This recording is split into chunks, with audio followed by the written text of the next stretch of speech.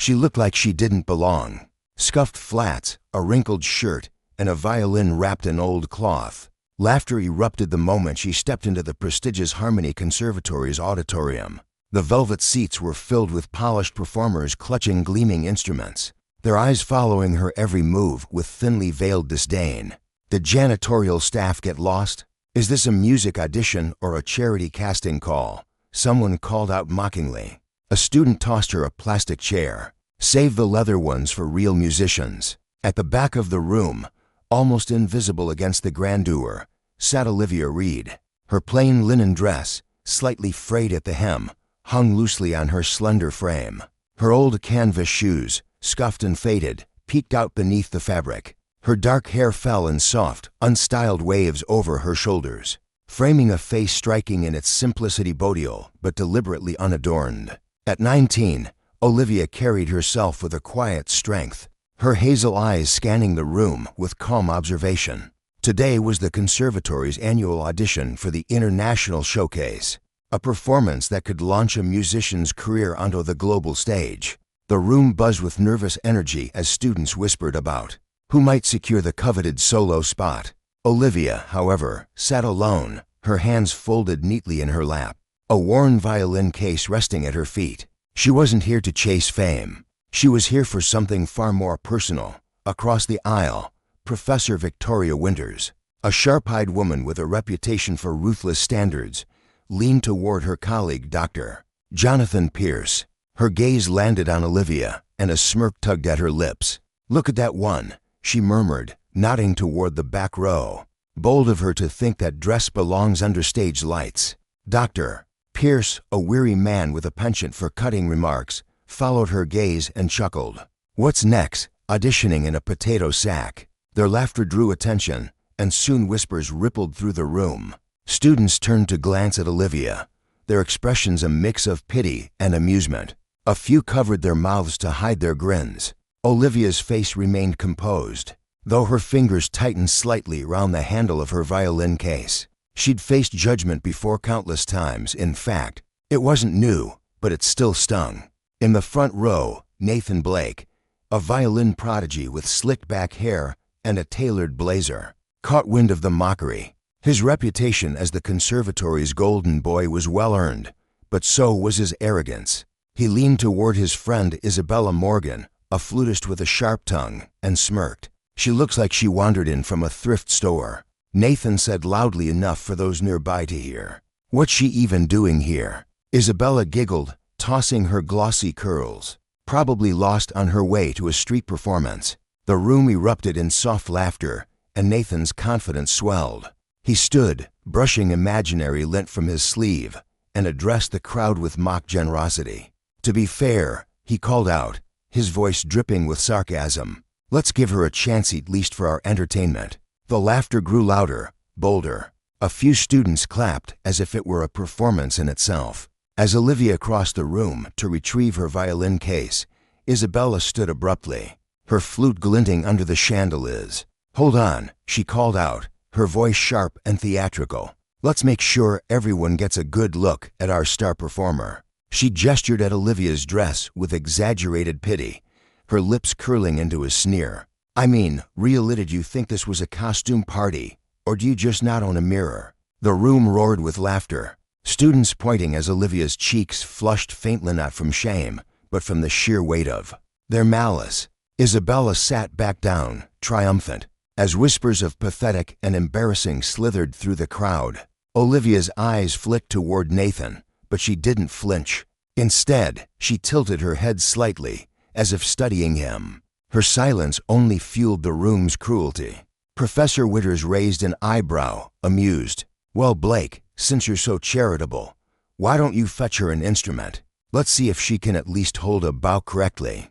Nathan grinned and strode to a storage closet at the side of the stage. He returned with a dusty, neglected violin, its varnish chipped, its strings dull and slightly rusted. The instrument was a relic, one the conservatory hadn't bothered to maintain. He thrust it toward Olivia with a theatrical bow. "Your Stradivarius, my lady," he said, prompting another wave of laughter. Olivia rose gracefully, her movements deliberate. She accepted the violin without a word, her fingers brushing the worn wood with a tenderness that went unnoticed by the jeering crowd. She carried it to the stage, her steps steady despite the weight of every eye in the room. The auditorium fell into a mocking hush, anticipation crackling like static. Before Olivia could reach the stage, Professor Winters raised a hand, silencing the room with a single gesture. Her eyes cold as marble fixed on Olivia's modest figure. "Miss Reed, is it?" she said, her voice dripping with condescension. "I must commend your courage. Most people would know better than to waste our time with such as." She paused, glancing at Olivia's shoes, humble presentation. The word hung in the air like a slap, and a few students snickered, emboldened by her authority. Olivia met her gaze without flinching, but the professor's words cut deeper than the Laterra deliberate reminder that she was an outsider here. "Doctor." Pierce leaned back in his chair, folding his arms. "This should be enlightening," he muttered. Isabella whispered to the girl beside her, "$10 says she can't even play a scale." Olivia stood alone under the spotlight, the harsh beam highlighting the simplicity of her appearance. She adjusted the violin's pegs with practiced ease, her fingers moving with a quiet confidence that contrasted sharply with the room's disdain. The strings, though out of tune, responded to her touch, and within moments, she'd coaxed them into alignment. She tested the bow, drawing it lightly across the strings, and a faint, clear note cut through the silence. As Olivia adjusted the violin's pegs, Nathan leaned forward in his seat, his voice carrying across the silent auditorium. "Careful with that relic," he mocked, standing to tower over the edge of the stage. He stepped closer, his shadow falling across her, and flicked a speck of dust from his sleeve as if her presence dirtied the air. "Wouldn't want you to break it or yourself trying to impress us." A few of his friends laughed, egging him on, and he leaned in, his tone low but venomous. "Why don't you just quit now? Save us all the second-hand embarrassment." Olivia's fingers paused briefly on the strings, but she didn't look up, her focus a shield against his looming presence. Nathan snorted from his seat. "Beginner's luck." Olivia closed her eyes for a brief moment, as if centering herself.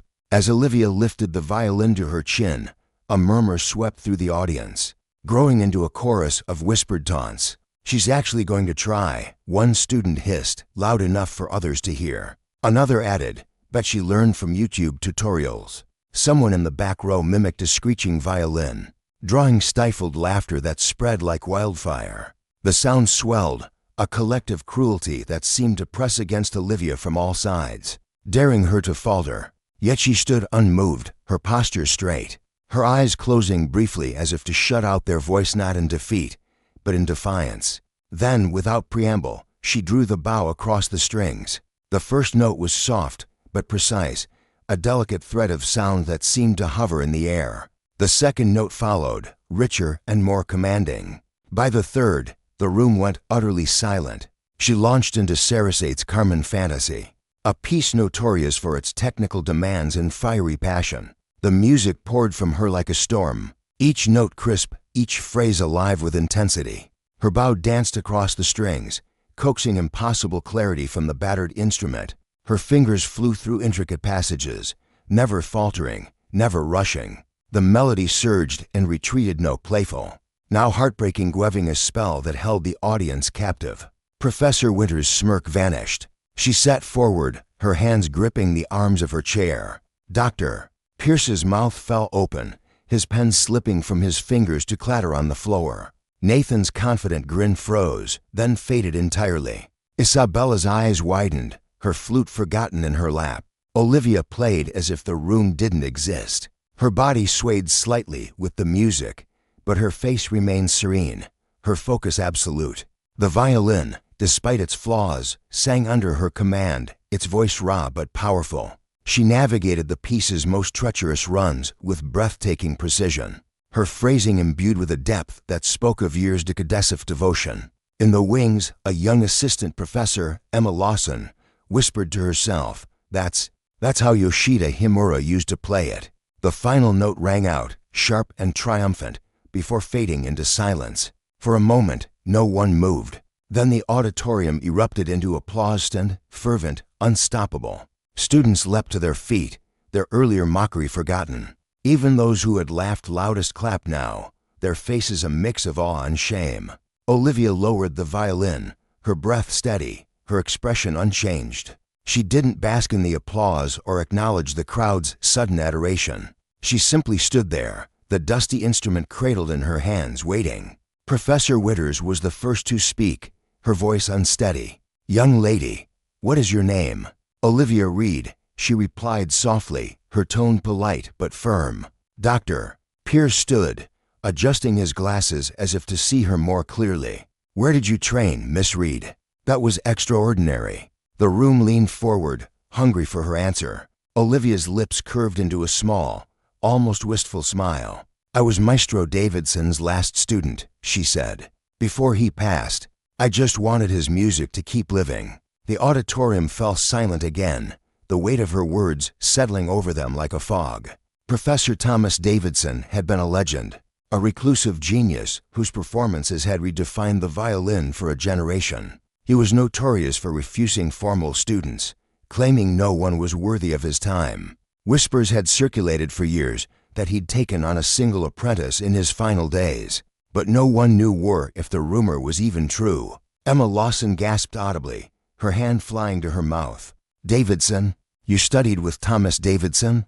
Olivia nodded once, her eyes distant. "He taught me for 3 years, until the end." The panelists exchanged glances, their faces pale. Professor Winters' earlier amusement had evaporated, replaced by something akin to fear. "Doctor." Pierce sank back into his chair, muttering, "My God." Nathan shifted uncomfortably in his seat, his hands clenched into fists. Isabella stared at the floor, her cheeks flushed with embarrassment. The room's earlier cruelty now hung like a shadow, impossible to ignore. Professor Winters cleared her throat, struggling to regain her authority. "Miss Reed, that was an exceptional performance. We'd like to offer you the solo position in the International Showcase. It's a rare opportunity." "Thank you," Olivia interrupted gently, "but I'd rather not take the solo." A murmur of surprise rippled through the crowd. Nathan's head snapped up, his eyes narrowing as if he couldn't comprehend her refusal.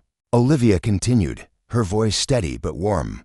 "I'd like to propose something else. There are students out there who love music as much as I do but can't afford to study here. If I'm chosen for anything, I'd ask that the conservatory create a scholarship fund in Maestro Davidson's name for them." The panelists blinked, caught off guard. "Doctor." Pierce recovered first, nodding slowly. "That's a generous request, Miss Reed. We'll take it under serious consideration." "It's not about generosity," Olivia said, her gaze unwavering.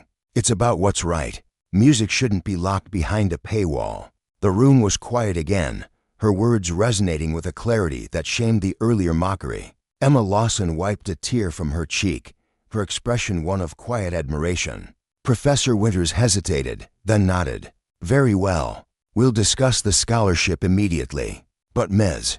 Reed, you must understand you've earned a place here today. Your talent is undeniable." Olivia inclined her head, a gesture of acknowledgement rather than agreement. "Thank you, but I didn't come here to prove myself. I came to honor my teacher." With that, she stepped off the stage, her violin still in hand. The applause followed her softer now, almost reverent. As she passed the front row, Nathan averted his eyes, his jaw tight.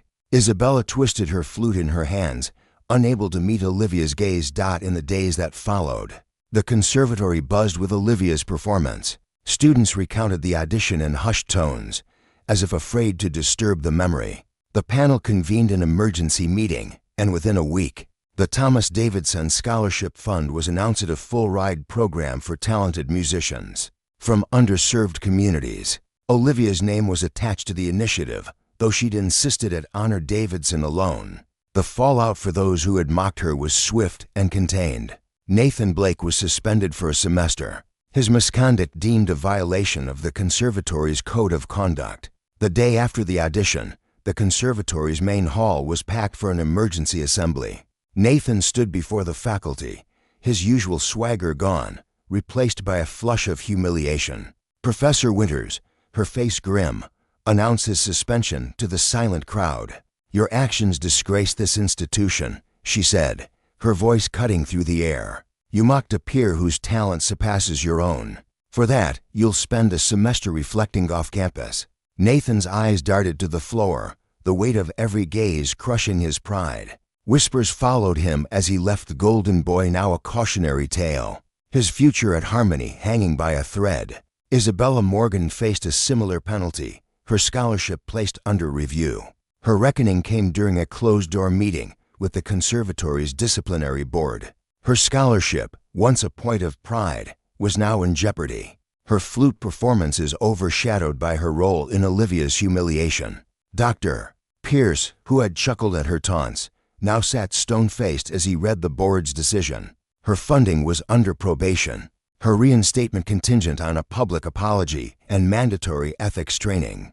Isabella's hands trembled as she left the room, her sharp tongue silenced, her status among her peers crumbling. The news spread quickly, a stark reminder that talent alone couldn't erase cruelty. Professor Winters and Dr. Pierce issued public apologies, their words carefully crafted but sincere. The conservatory's culture shifted, if only slightly, as students whispered about the girl who'd turned their world upside down. Olivia, meanwhile, continued her studies quietly. She attended classes, practiced in empty rehearsal rooms, and declined every interview request that came her way. When asked why she'd refused the solo, she'd only say, "The music matters more than the stage." One evening, as she left the conservatory, a younger student, a timid pianist named Mai, approached her. "Olivia," she said hesitantly, "I was there at the audition. I didn't laugh, but I didn't stop them either. I'm sorry." Olivia smiled,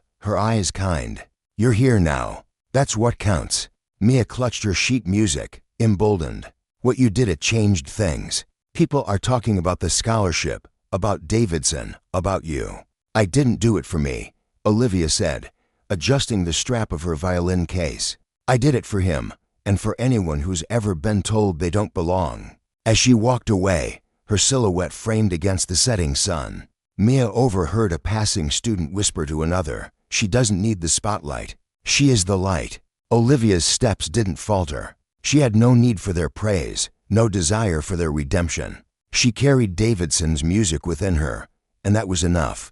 As seasons changed at Harmony Conservatory, Olivia's legacy grew stronger than her brief presence there. The Thomas Davidson Scholarship Fund flourished, bringing talented musicians from backgrounds no one at the elite institution had previously considered. Each new scholar carried a piece of both Davidson's brilliance and Olivia's quiet revolution. Nathan Blake returned from his suspension a changed man. The experience had cracked his polished veneer, revealing something more authentic beneath. He approached his music with newfound humility, often seen practicing in the early morning hours when no one was watching. Isabella, too, found redemption through service, volunteering to teach music in underserved communities as part of her probation. Professor Winters kept the dusty violin that had sung so beautifully in Olivia's hands. She displayed it prominently in her office, not as a trophy, but as a reminder that greatness cannot be judged by appearances. Olivia herself rarely returned to the conservatory, preferring to share music in unexpected places: hospitals, retirement homes, community centers, and schools where children had never seen a violin up close. She played not for applause, but for the light that appeared in people's eyes when they truly heard music for the first time. Her story traveled far beyond the conservatory walls, inspiring others to challenge the barriers that kept art exclusive and inaccessible. In the end, her greatest performance wasn't the one that silenced a room of critics, it was the quiet revolution she sparked by simply refusing to play by their rules. Some say music is just organized sound, but those who witnessed Olivia's transformation of that battered violin know better. They understand that sometimes the most powerful notes are the ones that change not just how we hear, but how we see each other. If this story touched your heart, don't forget to subscribe to Whispers of the Soul for more tales that remind us of our shared humanity and the transformative power of art. Every subscription helps us continue sharing stories that matter.